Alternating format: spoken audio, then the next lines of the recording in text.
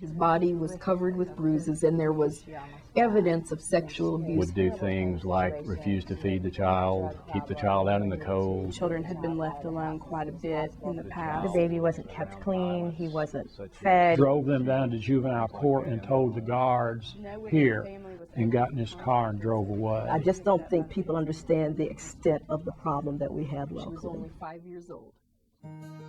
CASA is a nonprofit agency that recruits and trains volunteers to advocate on behalf of abused and neglected children. And their advocacy happens in court, where it's very important that the judge understands what these children have been through. The referee or the juvenile judge has only the information that's provided as testimony. And the problem with that is sometimes the testimony is skewed, sometimes it's incomplete, and they can't go out to the homes and into the neighborhood and to the schools and find out exactly what's going on with the child. I think that they depend on us to work in the details to find out those small things that will help them make a determination that couldn't be seen obviously. I can't tell you how important it is to have access to a CASA volunteer.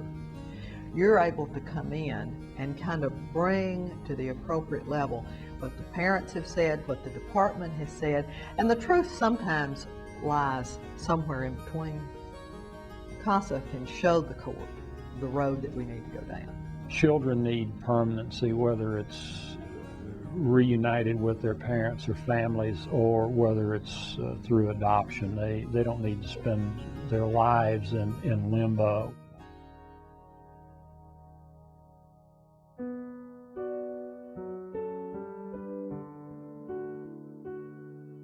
You know, statistics show that when a child has a CASA, they are in the foster care system 10 months less. Think about a 4-year-old who's just been taken from their home.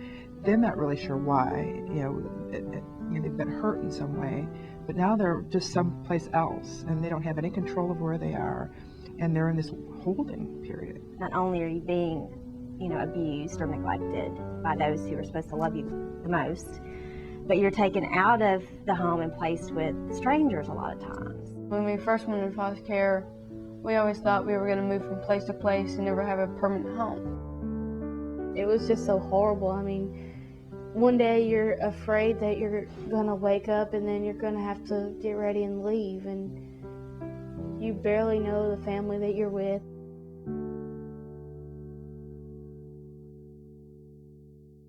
I became Brittany and Danielle's CASA when they were 10 and 11 years old. Mrs. Ann, she's a really, really great person. She's pretty cool. She made being in foster care okay. She made us feel safe in a foster home. Yeah, you're like this one. I think I provided a lot of confirmation of things. If they were told one thing, they might come to me and go, well, we're hearing this, is this true? And I could confirm or deny that and help them to keep things straight. They knew that I would tell them the truth and that I had no ulterior motive, other than just what was best for them.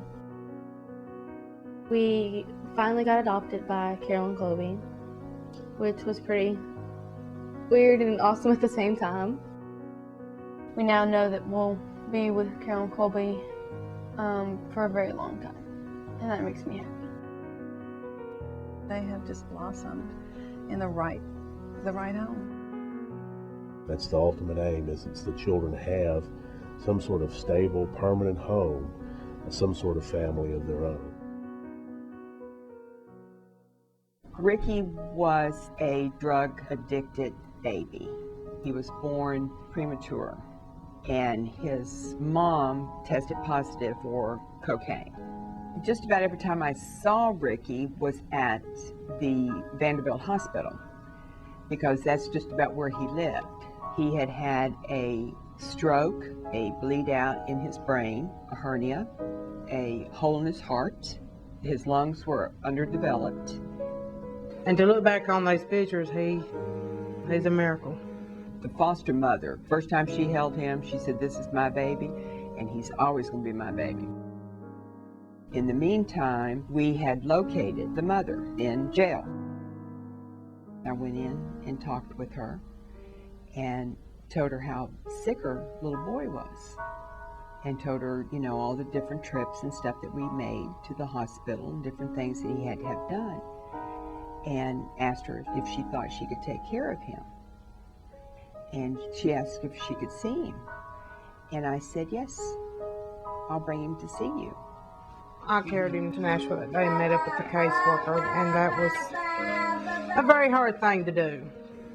She held him for a little bit, told him she loved him, and gave him right back, and cut the visit short, and said she would surrender her rights. I love a daddy. This family, this foster family, was madly in love with this child, and they adopted him.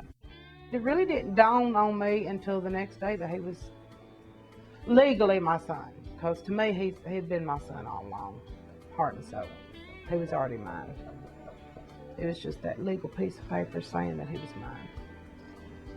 That's ours. Ours, sorry. You know, when a mom can sit there and knowing that she can't take care of her child, but she can sign her rights away so that another family can give this baby everything that he can get, that takes a lot. That really does.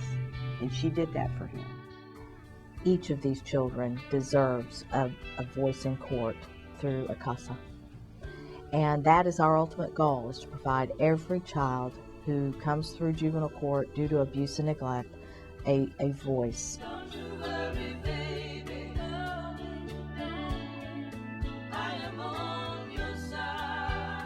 In the end, the right thing happened. I feel like we really did help the child. He's in a great place. That little girl is just thriving, back with her mom and now her little sister. The kids are really looking forward to closing out this chapter and moving on to their new beginning. I still have his picture on the wall right next to my computer, reminding me that that was a perfect outcome. CASA really made the difference. I don't know where these kids would be if CASA hadn't been involved.